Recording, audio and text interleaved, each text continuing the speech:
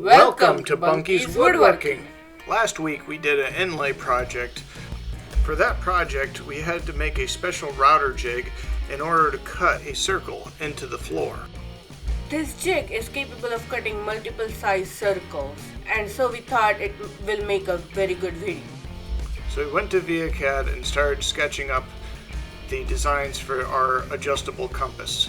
For the initial measurements, we started off with the base plate of the router. We drew it up as one single piece initially and separated it into two parts later. As you can see, with that T part separate, it allows it to move down and up, expanding the size of the circle. Drawing is one thing, but now it's time to make it real. We started off with a thin piece of plywood. Then we traced the base plate of the router and sketching up the size of the compass that we want to make. Then Tim went ahead and cut the outline just outside the traced lines with a jigsaw. Now I had to trace and cut out a piece that would work as a base plate for the jig. Now I went ahead and cut out a second jig similar to the first. Went ahead and fed them both through the bandsaw in order to have clean, even edges. Now with one of the templates, I went ahead and cut out the T mechanism that allows the jig to extract and retract. Now I traced the T mechanism on the other part of the jig and cut it out on the inside lines. We initially ended up making the jig a little too big than what we needed for the project, so we had to resize the jig. After resizing, we went ahead and did a glue up and we held the whole thing together with staples.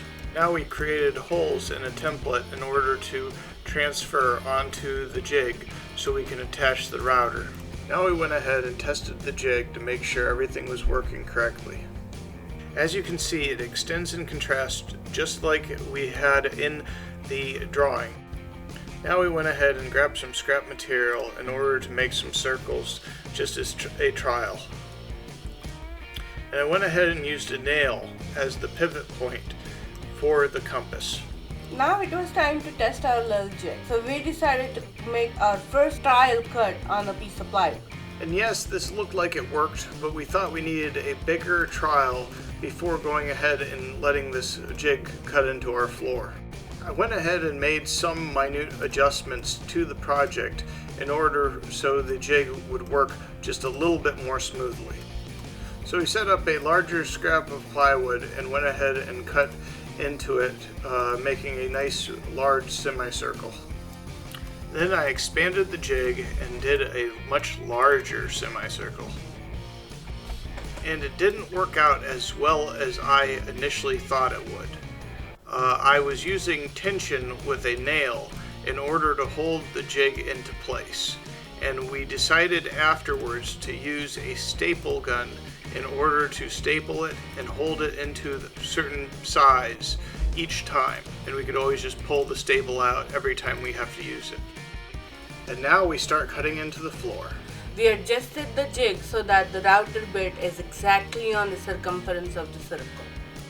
Now this was no fault to the jig itself, but we constantly kept hitting nails that were in the floor, which caused the router bit to pop completely out of the router.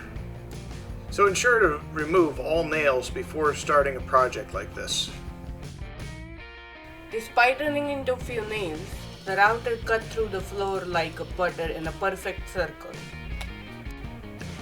After cleaning up the floor and removing the staple, we were able to make a second inner circle within this circle. This is a very simple jig that you can make as well. Please contact us on our Facebook page or any other social media pages if you're interested in a free digital copy of this template. And as always, please like and subscribe if you like our content. If anybody is interested in leaving a tip or a pledge, you can view this content on BITCHUTE, where you can tip our channel or pledge a small amount every month so we can continue creating this content for you. We really appreciate all of the support provided by our family, friends, and subscribers for these videos. Thank you very much.